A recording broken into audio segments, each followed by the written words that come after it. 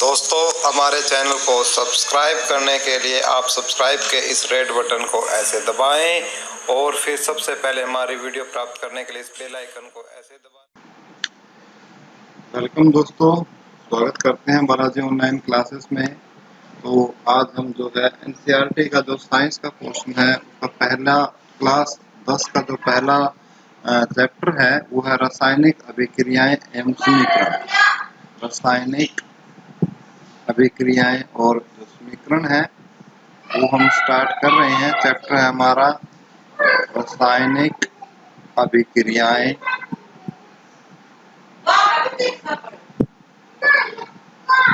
एवं समीकरण। इसमें हम डिटेल से इस पूरे चैप्टर को पढ़ेंगे।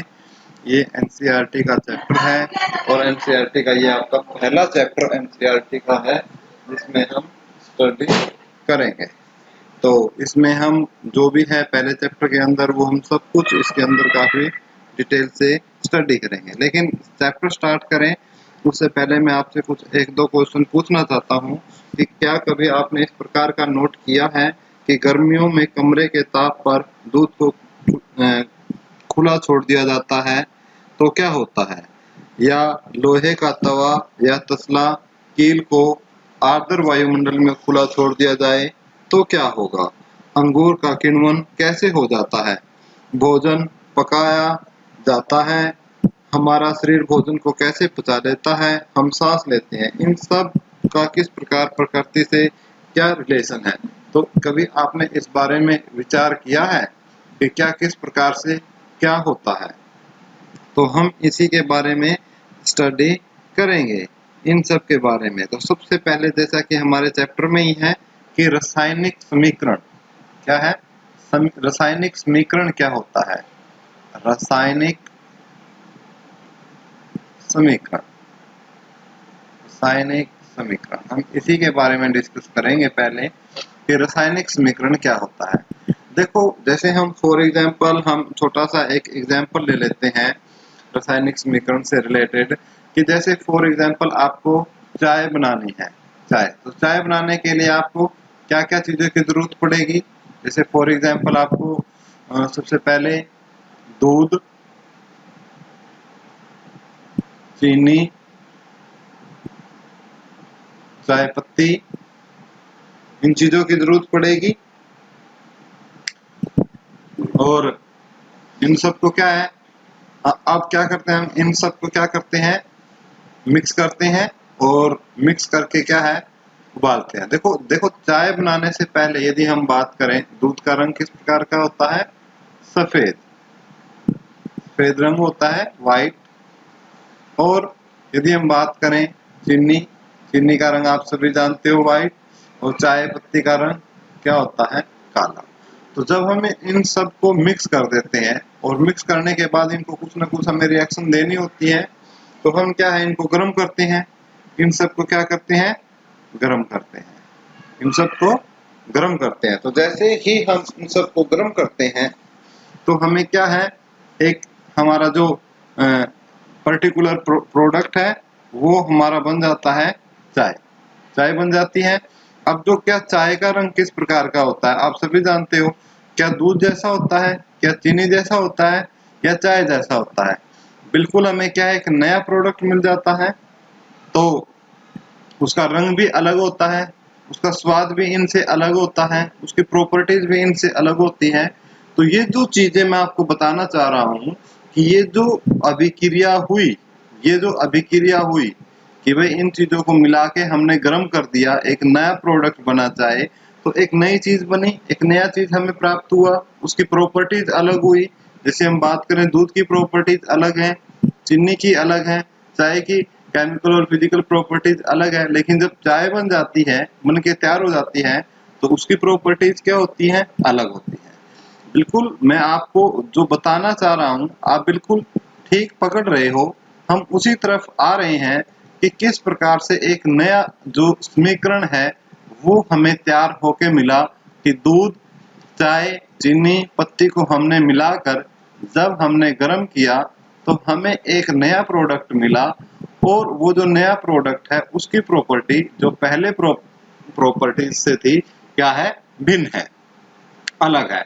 तो इसको हमने एक एरो से दिखाया। तो जिसमें हमने बात की कि जैसे चाय की बात की हमने इसके अंदर, दूध की बात की हमने इसके अंदर, चीनी की बात की हमने इसके अंदर, तो उसके बाद हमने इन सबको मिक्स करके क्या करवाया, एक रिएक्शन करवाई और हमें क्या मिली, टी। क्लियर है। अब जो ये चीजें हैं इनको बोलते हैं हम, एक रिएक्टेंट है एक प्रोडक्ट है, तो इनको हम बोलते हैं रिएक्टेंट, और जो ये चाय बनी इसको बोलते हैं हम प्रोडक्ट, उत्पाद। क्लियर है। और जो ये पूरी की पूरी हमने इससे एरो से इसको शो किया, ये क्या हुई आपकी एक समीकरण। इसको हमें किससे शो करेंगे, एक समीकरण से शो करेंगे कि भाई ये क्या हुई, एक समीकरण हुई। क्लियर है बात यहाँ तक। ये किस चीज को शो कर रहा है, ये समीकरण को शो कर रहा है। तो इस प्रकार ये क्या बनी है, एक समीकरण बनी। मैं उम्मीद करता हूं कि इस एग्जांपल से आपको समझ में आया होगा।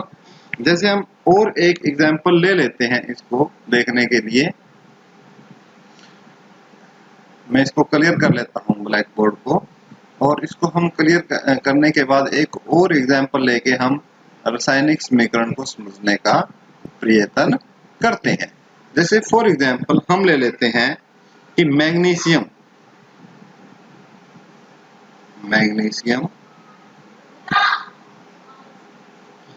Plus oxygen, magnesium plus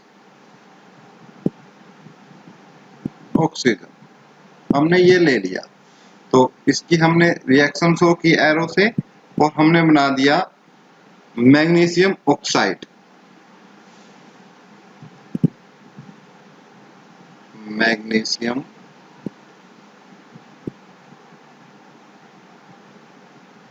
oxide. क्या बना दिया हमने, मैग्नीशियम ऑक्साइड हमने बना लिया। अब जो ये चीजें हैं इनको हम बोलते हैं रिएक्टेंट। क्या बोलते हैं इनको, हम इंग्लिश में बोलते हैं इनको रिएक्टेंट, और हिंदी में इनकी यदि हम बात करें तो इनको बोलते हैं अभिकारक। क्या बोलते हैं, अभिकारक। और जो ये चीज बनी है इसको हम क्या बोलते हैं, प्रोडक्ट। और इसी को यदि हम बात करें हिंदी में इसको बोला जाता है उत्पाद। क्या बोलते हैं, उत्पाद बोलते हैं। इसको अभिकारक बोलते हैं, इंग्लिश में रिएक्टेंट बोलते हैं, इसको प्रोडक्ट बोलते हैं, और इसको क्या बोलते हैं, उत्पाद बोला जाता है।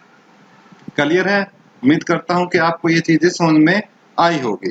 तो ये किसको शो कर रही है, एक इसको क्या बोलेंगे हम, पूरी को एक रासायनिक समीकरण बोलेंगे, जिसके अंदर आपके क्या होंगे, रिएक्टेंट होंगे, प्रोडक्ट होंगे, अभिकारक।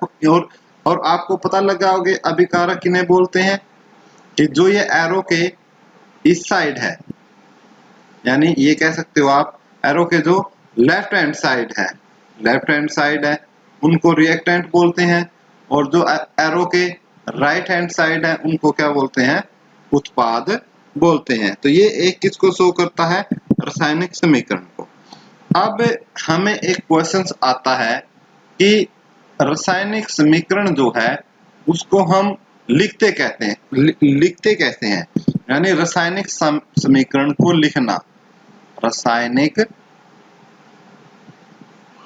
समीकरण को लिखना, रासायनिक समीकरण को लिखना। अब रासायनिक समीकरण को लिखते कैसे हैं, जैसे फॉर एग्जांपल हमने पीछे एग्जांपल लिया था मैग्नीशियम प्लस ऑक्सीजन, तो मैग्नीशियम ऑक्साइड बनाया था।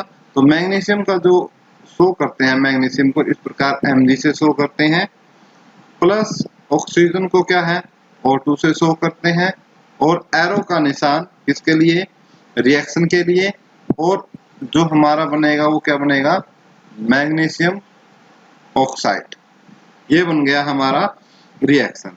यानी तीर के निशान के बाईं और दाईं ओर के तत्वों के परमाणुओं की संख्या की गिनती कर उनकी तुलना करें। और आपको ये देखना है कि जो इस तरफ परमाणु है, यानी इस तरफ जो परमाणु है और जो इस तरफ परमाणु है, क्या वो क्वांटिटी में इक्वल है, इस तरफ के और इस तरफ के क्या इक्वल है। तो हमें वो चीजें नोट करनी है और देखना है कि कितने परमाणु हैं। तो यदि इसको आप अच्छे तरीके से देखेंगे तो इस तरफ मैग्नीशियम कितना है, मैग्नीशियम की तुलना करें इस तरफ तो कितना है 1। ऑक्सीजन देखें तो कितनी है 2। यदि हम इस तरफ डिस्कस करेंगे इसको तो मैग्नीशियम कितनी है इस तरफ 1 है और ऑक्सीजन कितने हैं इस तरफ 1 है। तो इसको बोलते हैं असंतुलित समीकरण रिएक्शन। क्या बोलेंगे इसको, असंतुलित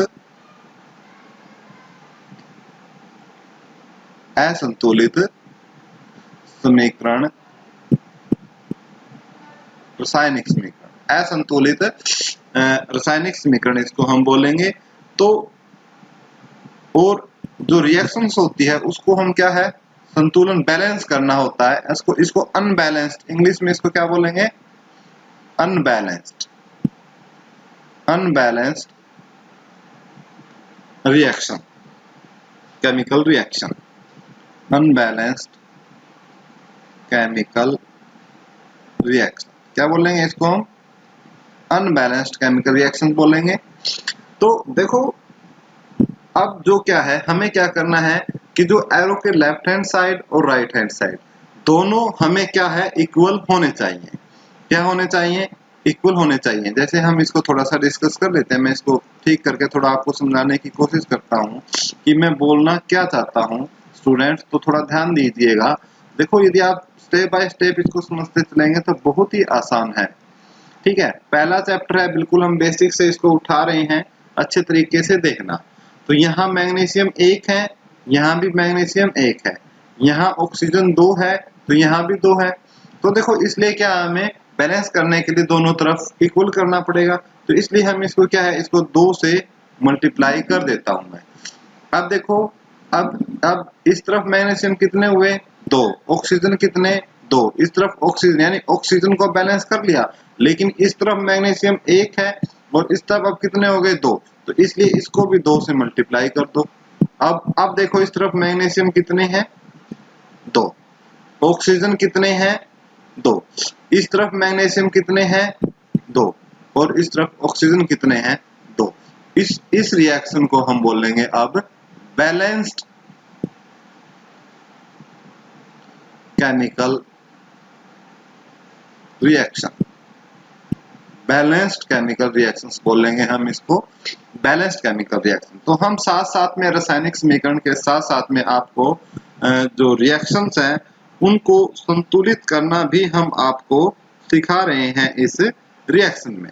और हम एग्जांपल लेकर आपको इसको समझाने की कोशिश करेंगे और एग्जांपल से।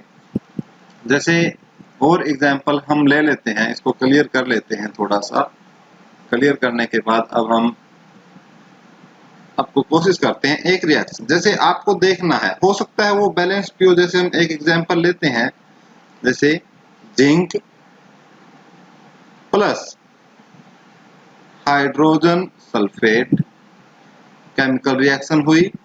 क्या बना आपका, जिंक सल्फेट प्लस हाइड्रोजन। अब देखो, अब वही काम आपको करना है।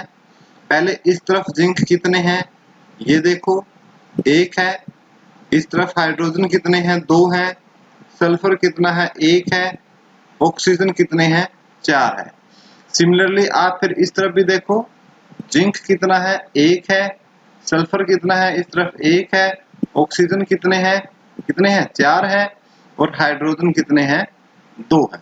तो ये यानी इसमें क्या है, आपके लेफ्ट हैंड साइड के जो परमाणु हैं और जो राइट हैंड साइड के जो परमाणु हैं वो दोनों क्या है, इक्वल है। तो इसलिए हमें इसमें कुछ करने की जरूरत नहीं है।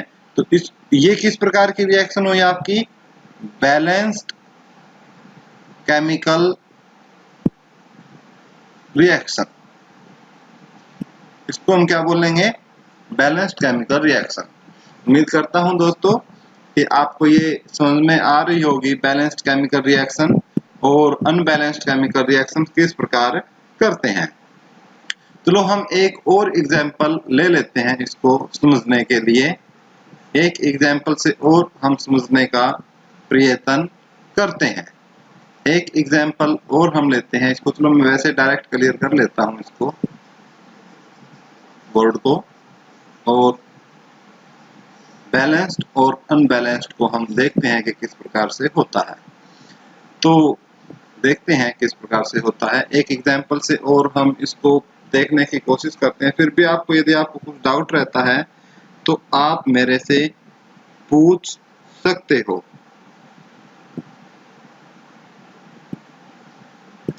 आप मेरे से पूछ सकते हो।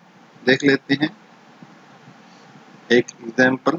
तो दोस्तों देखो, सबसे पहले इस चीज को देखने के लिए आपको करना क्या है कि आपके जो रिएक्टेंट और प्रोडक्ट है, यानी जो अभिकारक हैं और अभिकारक के साथ साथ जो आपके उत्पाद हैं, दोनों को, यानी रिएक्टेंट और जो प्रोडक्ट हैं, दोनों तरफ आपको क्या है, केमिकल रिएक्शन को क्या करना है, आपको बैलेंस्ड रिएक्शन आपको बनाना है। जैसे एक एग्जांपल हम लेते हैं, iron plus hydrogen. Iron plus hydrogen, iron plus water लेते हैं। यदि लोहे को पानी में रखेंगे तो उस केस में है ये रिएक्शन।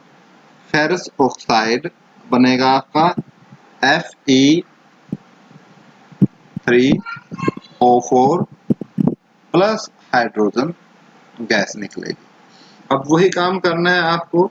देखना है कि इस तरफ कितने हैं आयरन, इस तरफ आयरन कितने हैं, एक।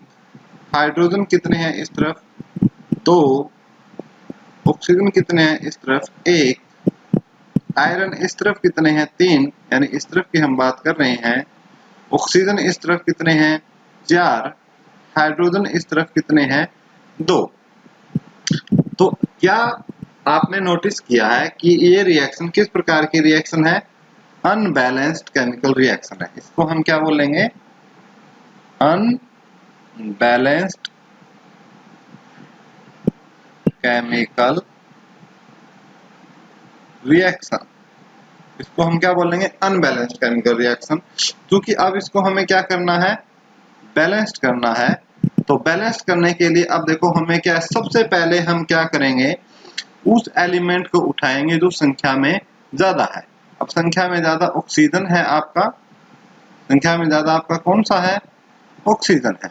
तो आप क्या करो, ऑक्सीजन को उठाओ और ऑक्सीजन को बैलेंस करने का कोशिश करना है आपको कि ऑक्सीजन को आप किस प्रकार से बैलेंस कर सकते हो। तो पहला स्टेप आपका यही है कि आपको तत्व देखने हैं। दूसरे स्टेप में आपको संतुलित करने के लिए उनको एक टेबल में लिख लेना है और उसके बाद क्या करोगे, उसको कोशिश करोगे कि उस रिएक्शन को किस प्रकार से बैलेंस किया जाए।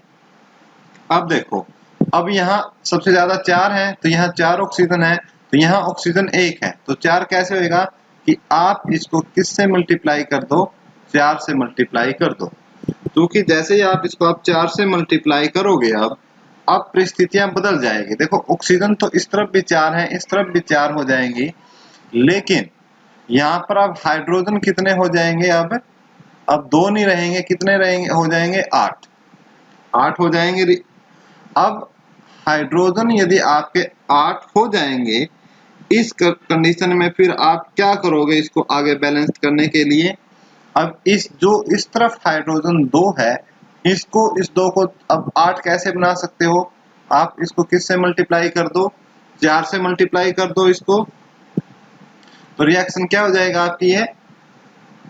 अब देखो ध्यान से, आयरन इस तरफ कितने हैं, अब एक, इस तरफ कितने हैं, तीन। तो आयरन को अभी तक हमने बैलेंस नहीं किया है, लेकिन हाइड्रोजन देखो इस तरफ कितने हैं, आठ। दोबारा से हम लिख लेते हैं। अब नेक्स्ट कंडीशन जो आपके आयरन एक है, हाइड्रोजन कितने हैं 8 है, ऑक्सीजन कितने हैं 4 है। इस तरफ आयरन कितने हैं 3 है, ऑक्सीजन कितने हैं आपके 4 हैं और हाइड्रोजन कितने हैं इस तरफ आपके 8 है। यानी हमने हाइड्रोजन को और ऑक्सीजन को क्या कर लिया है, यहाँ से हम इसको बैलेंस कर चुके हैं। लेकिन अब बैलेंस करना अब हमारा बचता क्या है, सबसे इंपॉर्टेंट बात है, अब आयरन बचता है और आयरन इस तरफ कितने हैं 3 है, तो सिंपल आप इसको कितने से मल्टीप्लाई कर दोगे 3 से। तो ये किस प्रकार की रिएक्शन हुई, आपकी एक बैलेंस्ड केमिकल रिएक्शन हो चुकी है। तो आप फिर अंतिम स्टेज में इसको क्या लिख दोगे, किस प्रकार से लिख दोगे, आप लिख सकते हो इसको, रिएक्शन हो जाएगी आपकी 3 आयरन प्लस 4 वाटर मॉलिक्यूल और ये रिएक्शन को शो करता है। ये हो जाएगी आपकी Fe3O4 प्लस 4 हाइड्रोजन। इसको बोलेंगे हम बैलेंस्ड केमिकल